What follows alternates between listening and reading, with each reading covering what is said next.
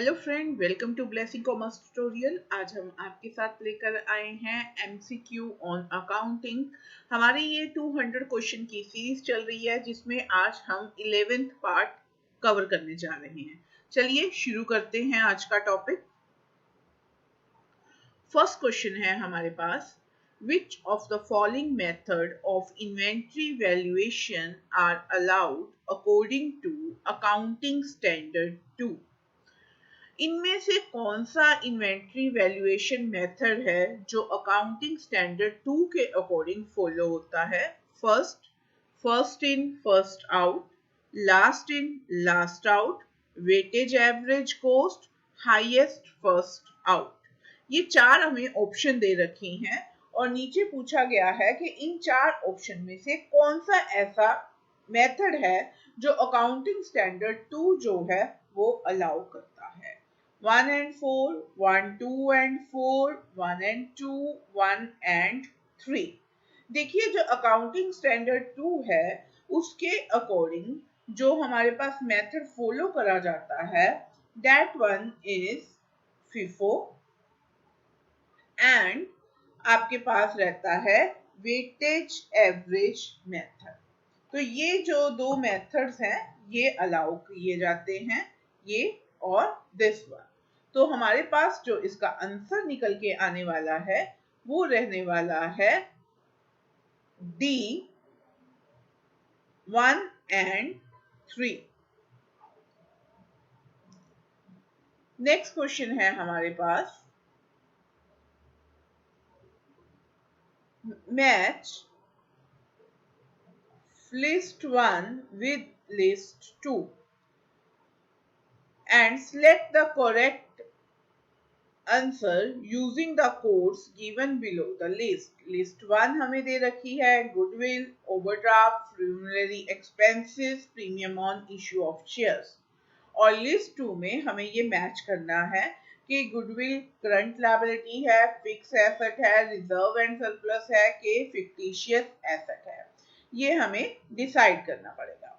तो देखिए आपके पास जब भी ऐसा कोई ऑप्शन वाला आता है तो जितने भी आपको ऑप्शन आते होते हैं आप उसको फटाफट सिलेक्ट कर लीजिए और नीचे देख लीजिए क्या उसके साथ मैच कुछ हमें मिल रहा है। लाइक ये गुडविल है, गुडविल हमारे पास इनमें से क्या रहेगी? गुडविल जो हमारे पास रहती है वो रहती है फिक्स एसेट, ठीक है। ओवरड्राफ्ट, ओवरड्राफ्ट आपके पास होता है जी करंट लायबिलिटी, प्रीमियरी एक्सपेंसेस, रिजर्व और सरप्लस और फिक्टिशियस एसेट, ये फिक्टिशियस एसेट्स रहती हैं। Premium on issue of shares जो हैं हमारे पास वो रिजर्व एंड सरप्लस रहते हैं। तो इस केस में हमारे पास ऑप्शन ए का जो है वो 2 निकल कर आ रहा है और बी जो है वो 1 आ रहा है और आपके पास सी जो है वो 4 आ रहा है, फोर्थ जो है वो 3 आ रहा है। तो ये सारी ऑप्शन हमें ए में मिल रही है, तो आंसर हमारे पास रहने वाला है ए। नेक्स्ट क्वेश्चन है हमारे पास, provisions are amount set aside out of profit and surplus for. Provisions जो होती हैं वो हम प्रॉफिट और सरप्लस में से एक अमाउंट को असाइड कर लेते हैं। किसके लिए असाइड करते हैं? ये चार ऑप्शन दे रखी हैं हमें इनमें से आंसर ढूंढना है। Meeting a liability the amount of which can be determined with exact figure, any known liability of which the amount cannot be determined with substantial accuracy, meeting and eventually arising out of revaluation of assets in ordinary course of business, meeting a liability arising out of arbitration। Done. तो इसमें से हमें find करना है कि provisions होती क्या है। अब पहले थोड़ा सा हम इसको रिकैप करते हैं। हम लोगों ने बारी बारी अपने प्रॉफिट एंड लॉस अकाउंट में ये पढ़ा होता है, प्रोविजन फॉर बैड डेट्स बनाते हैं ना हम, प्रोविजन फॉर बैड डेट्स, ठीक है। तो ये जो होता है प्रोविजन फॉर बैड डेट्स ये किस लिए बनती है कि आने वाले टाइम में अगर हमारे कुछ बैड डेट्स होते हैं तो उसको हम इस प्रोविजन में से कवर कर सकें। तो इट मींस ये मेरी एक नॉन लायबिलिटी होती है, बट उसकी अमाउंट जो होती है वो फिक्स नहीं होती है। तो ये कंडीशन मेरी बी ऑप्शन जो है वो फुलफिल कर रही है। Any loan liability of which the amount cannot be determined with substantial accuracy। कि एक ऐसी लायबिलिटी नोन तो होती है कि वो बैड डेट्स के लिए बनाई जा रही है, पर उसकी अमाउंट जो होती है वो डिटरमिन नहीं होती है। अब देखिए इस क्वेश्चन में से एक आपको और एमसीक्यू समझ में आ जाएगा कि प्रोविजंस क्या होती हैं। प्रोविजंस क्या होती हैं? These are the amount set aside out of profit and surplus. तो एक अमाउंट होती है जो प्रॉफिट या सरप्लस में से निकाली जाती है। नेक्स्ट क्वेश्चन कह रहा है हमारे पास, match list 1 with list 2 and select the correct answer using the codes given below। ये आपके पास लिस्ट 1 दे रखी है और उसके साथ ही आपको लिस्ट 2 दे रखी है। देखिए कभी भी मैच वाले आते हैं, हम पहले भी क्लियर कर चुके हैं आपको, तो जो भी आपको ऑप्शन आ रही होती है आप उसके साथ खेलना शुरू करिए, सो दैट हमारा आंसर जो है वो निकलना शुरू हो जाए। तो ये ए बी सी डी हमारे पास 4 ऑप्शन है। तो पहली ऑप्शन कह रही है technique of cash management. Cash management कहाँ होती है? फंड फ्लो में, इकोनॉमिक ऑर्डर क्वांटिटी में, कॉमन साइज बैलेंस शीट में, कैश फ्लो एनालिसिस में।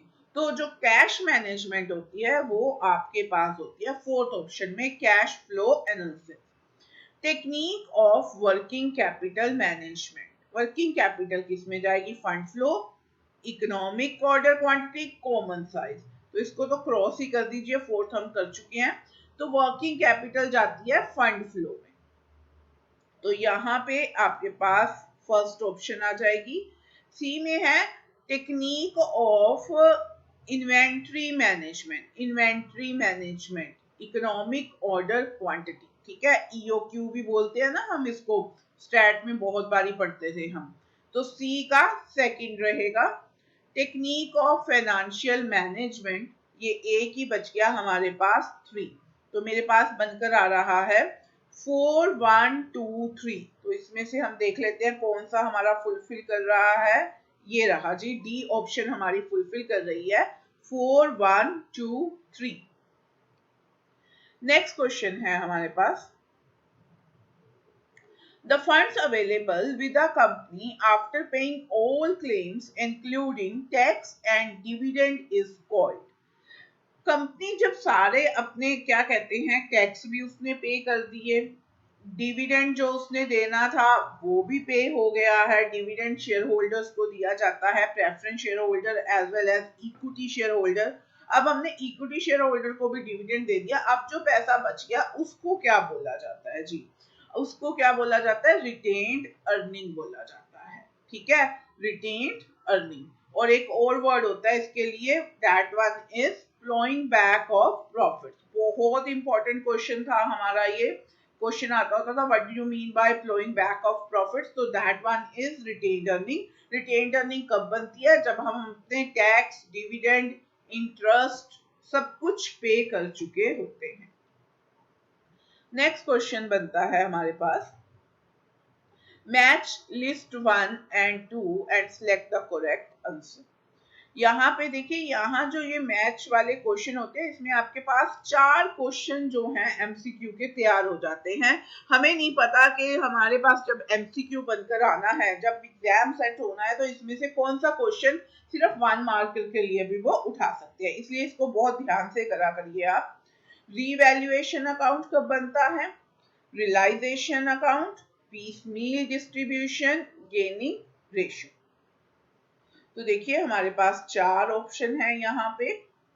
तो पहली बात कही गई है हमारे पास रीवैल्यूएशन अकाउंट। रीवैल्यूएशन अकाउंट जो आपके पास बनकर आता है वो आता है एडमिशन ऑफ ए पार्टनर। जब पार्टनर की एडमिशन होती है तब हम एसेट और लायबिलिटी की रीवैल्यूएशन करते हैं।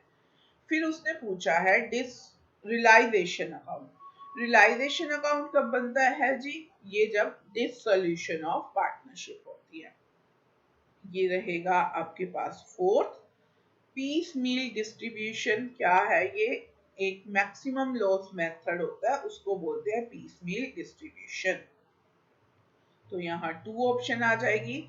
गेनिंग रेशियो, जब रिटायरमेंट ऑफ अ पार्टनर होती है तो हमारे पास गेनिंग रेशियो कैलकुलेट होती है।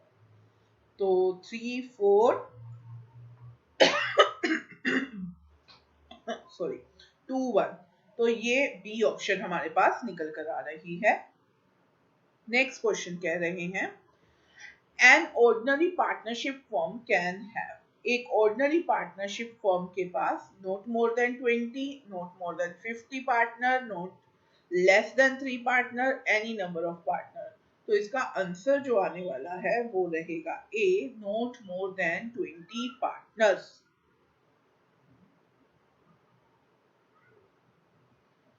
नेक्स्ट क्वेश्चन है P and Q are partners sharing profit in the ratio 3:2. They admit R as new partner with 1/5 share to be taken from P and Q equally.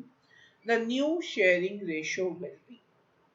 देखिए जब हम partnership करते हैं तो वहां पे 4 to 5 हमारे पास केसेस रहते हैं कि न्यू शेयरिंग रेशो कैसे निकालनी है, या गेनिंग रेशो कैसे निकालनी है, या सेक्रीफाइसिंग रेशो कैसे निकालनी है। तो इनमें से एक या दो क्वेश्चन तो डेफिनेटली पार्टनरशिप में निकल कर आते हैं। तो अभी हम एक केस करने जा रहे हैं जहां पे हम न्यू शेयरिंग रेशो करने जा रहे हैं।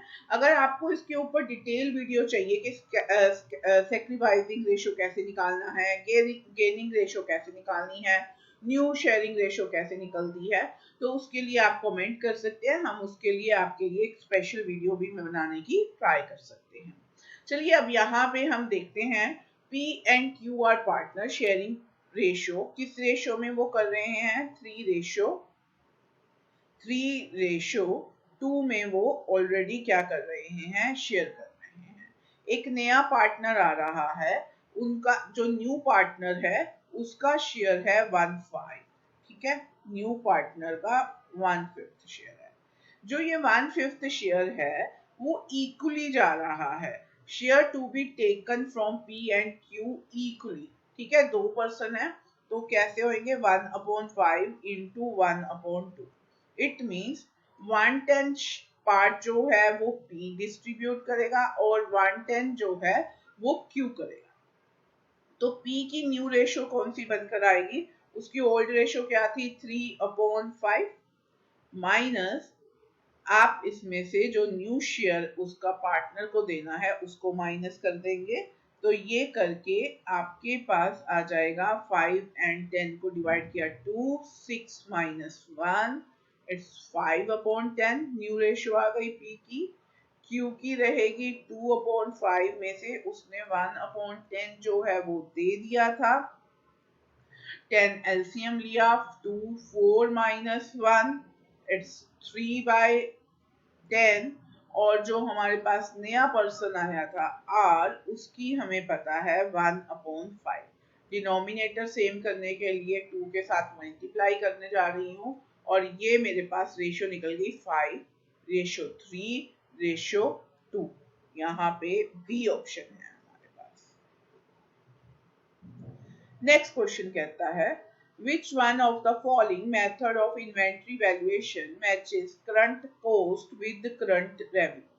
इनमें से कौन सा ऐसा मेथड है जो करंट कोस्ट और करंट रेवेन्यू को मैच करता है, मतलब उस टाइम की कोस्ट भी उतनी है और मार्केट से उसको अगर सेल आउट करते हैं तो रेवेन्यू भी उतनी मिल रही है। तो ये हमें 4 मेथड दे रखे हैं, LIFO, FIFO, simple average, weightage average. तो अगर मैं इनको एक बार रिकैप करती हूँ तो लिफो के केस में क्या था, लास्ट इन फर्स्ट आउट। जो लास्ट में आया है उसकी अभी 10 रुपए की कॉस्ट थी, अभी उसी को ही निकाल दिया गया 10 रुपए में। तो कॉस्ट और रेवेन्यू मैच हो रहे हैं, तो ए हमारे पास आंसर निकल कर आएगा इसका। नेक्स्ट क्वेश्चन है which of the following statement are correct, कौन सी स्टेटमेंट करेक्ट है। Inventory include raw material, finish goods, goods in process या फिर इसको वर्क इन प्रोसेस भी बोलते हैं। Inventory is a part of working capital. Working capital का जी फॉर्मूला होता है current asset minus current liability. तो जो स्टॉक होता है वो करंट एसेट का ही क्या होता है, पार्ट होती है। तो it is a part of working capital. Inventory include goods likely to be purchased in the coming month. जो अभी परचेज नहीं किया, अभी हम आने वाले मंथ में बाय करेंगे, तो ये तो बिल्कुल भी नहीं होता। इन्वेंट्री जो राइट नाउ मेरे हाथ में होती है, जो मैंने बाय कर लिया, उसको बोलते हैं। तो यहाँ पे आपके पास 1 और 2 ऑप्शन जो है वो निकल के आ रही है, और यहाँ पे डी जो ऑप्शन थी वो करेक्ट थी। 11th क्वेश्चन कह रहा है the success of perpetual inventory system depend upon. Perpetual inventory system, perpetual का मतलब होता है कि जैसे ही स्टॉक आया उसकी भी काउंटिंग हो रही है, जो जा रहा है उसकी भी काउंटिंग हो रही है, या आपका इनवर्ड और आउटवर्ड की जो है वो काउंटिंग साथ ही साथ चलती जाती है। तो उसका सक्सेस का पॉइंट यही होता है। पहला बोला गया placing order for material at regular interval, placing order. दूसरा बोला गया है exercise control over the issue of material, सिर्फ इशू के ऊपर अगर कंट्रोल रखा जाए। Recording the receipt and issue of material immediately, recording करनी है रिसिप्ट की भी और इशुएंस की भी। Recording the receipt of material by store keeper in the bin card. तो जो हमने पहले डिस्कस करा था उसके अकॉर्डिंग यहाँ पे सी जो है वो हमारी ऑप्शन निकल कर आ रही है। 12th क्वेश्चन कह रहा है which of the following pair is और आर करेक्ट मैच। कौन से करेक्ट मैच होते हैं। देखिए मैंने आज की सीरीज में मोस्टली जो मैचिंग वाले कॉन्सेप्ट हैं वही करने की ट्राई करी है। रीजन इसका बस यही है कि एक ही क्वेश्चन में 4 क्वेश्चन आप लोगों के क्लियर हो जाते हैं। तो प्लीज इसको केयरफुली देखिए सो दैट हमारे एक ही क्वेश्चन में जो 4 क्वेश्चन की एक्सप्लेनेशन है वो आपको क्लियर हो सके। Sinking fund, replacement of wasting asset, secret reserve क्या होता है, over valuation of liabilities, general reserves क्या होते हैं, provision for drop in valuation of assets. तो यहाँ पे हमें कोर्स दे रखे हैं कि कौन सा हमारा करेक्ट है। 1, 2 एंड 3 तीनों ही करेक्ट हैं क्या, 1 एंड 3 करेक्ट है, 1, 2 अलोन और 1 अलोन। देखिए सिंकिंग फंड जो बनाया जाता है that one is for replacement of wasting asset. Sinking fund जो होता है वो आप बनाते हैं सो दैट जो आने वाले टाइम में हमारे पास जो एसेट है वो डेप्रिसिएशन हो के क्या हो जाती है, जीरो हो जाती है।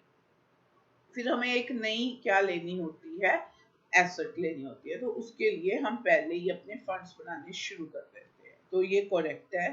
सीक्रेट रिजर्व जो होते हैं वो ओवर वैल्यूएशन ऑफ लायबिलिटी, ये बिल्कुल ही गलत है। General reserve provision for drop in valuation of asset, बिल्कुल अगर हमारी कोई वैल्यूएशन अगर एसेट कुछ डाउन चली जाती है तो उसके लिए प्रोविजनिंग की जाती है। तो ये भी ठीक है। तो 1 और 3 ऑप्शन हमारी करेक्ट है। तो इस अकॉर्डिंग हमारे पास बी जो है वो आंसर निकल के आ रहा है। Which of the following is the branch of accounting. Accounting की कौन सी ब्रांच है, management audit, management accounting, cost sheet, all of the above. तो अकाउंटिंग की जो ब्रांच है वो हमारे पास बी आ रही है, नाम से ही पता चल रहा है, उसके साथ अकाउंटिंग लगा हुआ है, management accounting. Application of accounting information in such a way as to assist the management in taking policy decision in the planning and control of the business is known as। Accounting information को कुछ इस तरह से use करना so that वो planning और control करने के लिए काम आए, तो उसको क्या कहा जाता है, cost accounting, financial accounting, management accounting, internal control system. देखिए इसका आंसर तो आने वाला है सी, लेकिन हम बाकी अकाउंटिंग के बारे में बात कर लेते हैं। कॉस्ट अकाउंटिंग, कॉस्ट अकाउंटिंग जो होती है ये आपका कॉस्ट ऑफ द प्रोडक्ट के साथ रिलेट करती है कि उसमें कौन कौन से जो है हेड्स लगे हुए हैं, लेबर कितनी लगी हुई है, ओवरहेड्स प्रोडक्ट में कितने लगे हुए हैं, उसका कॉस्ट ऑफ द प्रोडक्ट कितना आ रहा है, ये सब कुछ। फाइनेंशियल अकाउंटिंग जो आप ये करते हैं ना, profit and loss account, balance sheet जो हम बनाई जाती है, तो to know about the profit and to know about the financial position of the concern जो है वो फाइनेंशियल अकाउंटिंग से पता किया जाता है। मैनेजमेंट अकाउंटिंग जो होती है वो प्लानिंग एंड कंट्रोलिंग के काम आती है। इसके टूल्स कौन कौन से होते हैं मैनेजमेंट अकाउंटिंग के? Ratio analysis, fund flow, cash flow statement, working capital management, ठीक है, फाइनेंशियल स्टेटमेंट एनालिसिस, ये सारे इसके टूल्स हैं, ये सारे डिसीजन मेकिंग टूल्स हैं, ठीक है। नेक्स्ट क्वेश्चन है हमारे पास, accrual system of accounting is also known as, तो जो अकाउंटिंग में एक्रूअल सिस्टम यूज किया जाता है उसको क्या बोला जाता है? Cash system? बिल्कुल भी नहीं। एक्रूअल का मतलब ही कैश सिस्टम का ऑपोजिट जो सिस्टम होता है वो कैश सिस्टम होता है। Mercantile system, receipt system, government system, तो आंसर इसका आने वाला है बी। तो ये आज की हमारी सीरीज थी, होप करते हैं आपको पसंद आई होगी। पसंद आई होगी तो लाइक और शेयर करना बिल्कुल मत भूलिए। नए हैं चैनल पे तो सब्सक्राइब कर लीजिए, बेल आइकन को दबा लीजिए।